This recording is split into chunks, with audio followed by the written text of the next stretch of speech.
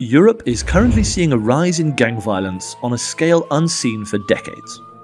The continent's unmatched desire for cocaine has seen small-time crooks able to rapidly level up to gain access to colossal wealth and power. But that attracts competition. In Sweden, long a model for social justice, the suburbs of its major cities are playing host to a drawn-out gang war with gun deaths and bombings now commonplace. In East London, the borough of Barking has seen the rapid rise of the Albanians, who flaunt their dominance of the capital's drug scene in rap videos and lavish displays on social media. And in Spain's capital Madrid, the DDP gang, short for Dominicans Don't Play, has become the country's biggest criminal threat. Known for wielding machetes in street fights, the DDP has seen its numbers and wealth swell since the COVID pandemic. Follow me on a tour of Europe's gang hotspots and let me tell you about 5 criminal groups you need to know about. I'm Chris Dorby, and welcome to World of Crime.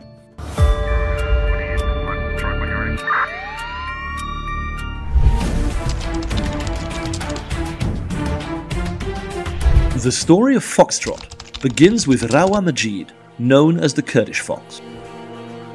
Backed by around a dozen trusted family members who wear fox head rings and necklaces, Majid spotted a wise business opportunity. The former ice cream shop owner understood that the Swedish cities of Stockholm, Uppsala and Östersund were large enough to have a constant demand for white powder, hashish and other drugs. But they were small enough to not have a large organised crime presence. In the late 2010s, Foxtrot managed to become the largest drug distributor in Sweden's major cities, importing them wholesale and selling them to smaller outfits. Majid has major international connections, importing white powder from Ecuador and hashish from Tunisia and Turkey. But he has faced a series of challenges. The Värby and Dalen gangs in Stockholm, as well as the Bandidos motorcycle club, have all had bloody feuds with Foxtrot, leading to Sweden's rapid escalation in violence. Worse, Foxtrot itself has fragmented, with former right-hand man Ismail Abdo turning on Majid. This clash saw Abdo's mother shot dead in September 2023 and Majid's mother-in-law survive an assassination attempt days later. Majid has now fled to Turkey, where the country refuses to extradite him. But for now, his gang remains one of Europe's most violent criminal threats.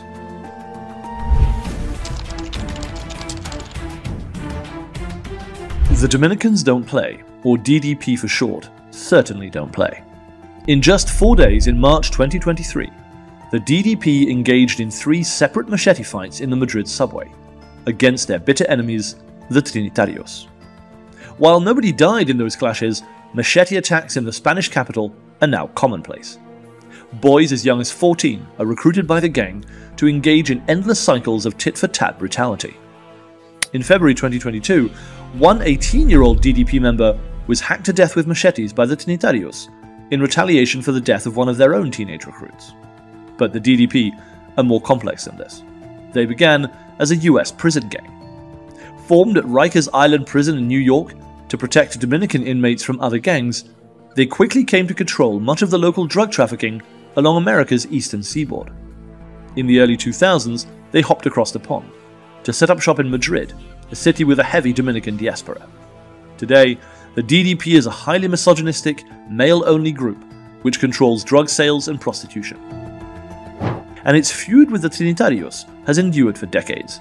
But instead of being a war of necessity, it has become a war for identity, a reason for the gangs to exist, like a far bloodier version of the Jets and the Sharks from West Side Story.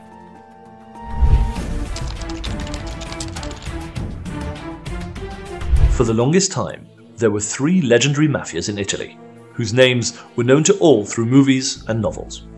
The Camorra, based around Naples, the Cosa Nostra in Sicily, and the all-powerful 'Ndrangheta in Calabria.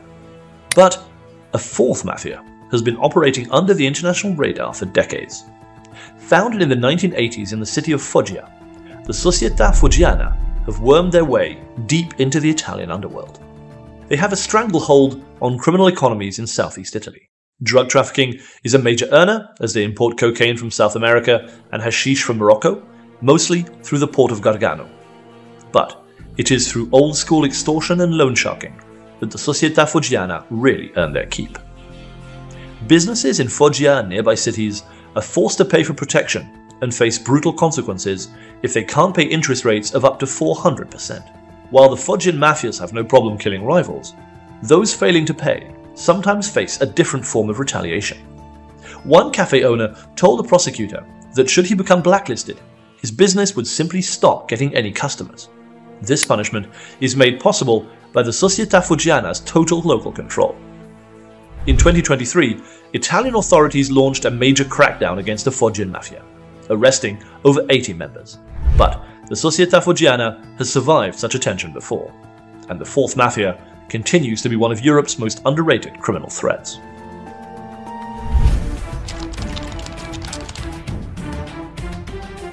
The Albanians are anything but discreet. Before Instagram closed down their accounts, they flaunted their cars and guns and cavorted with scantily clad women. They then moved to TikTok, where their feuds with other rap groups and drug gangs continued to play out. But beyond the social media bombast, the Albanian gangs are a proper threat. Originating from the Gascoigne estate in London's eastern borough of Barking, they have become the armed enforcers of a far darker group. The Mafia Shqiptare is an umbrella term used to refer to the Albanian mafias, now among the most powerful in the world. By going directly to Colombia, Ecuador and Peru, Albanian mafias were able to secure white powder at far cheaper prices than other European gangs, who had to go through Dutch or Italian middlemen.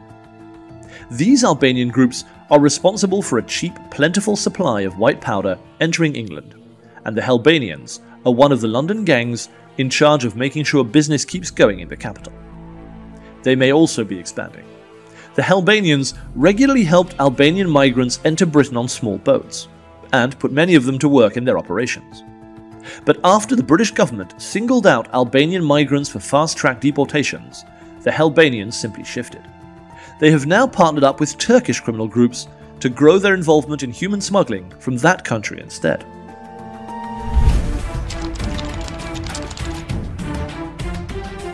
The Hutch Gang is Ireland's second largest criminal outfit.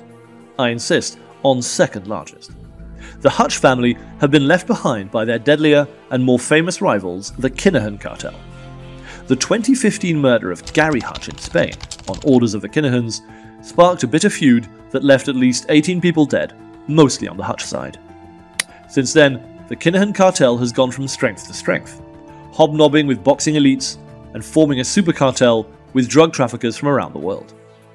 In contrast, the Hutch have gone dark. But that does not mean they've stopped being a danger. They have existing connections to mafias in Spain, the Netherlands, Turkey and Morocco to reactivate their drug trafficking activities.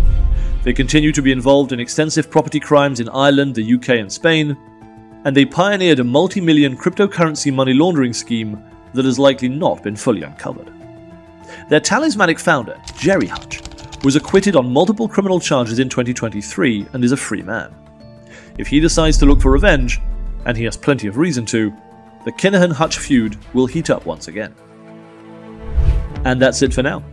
But if you're interested in organised crime outside Europe, why not check out our videos on the criminal gangster watch in Africa, Latin America and Asia. This was World of Crime. See you next time.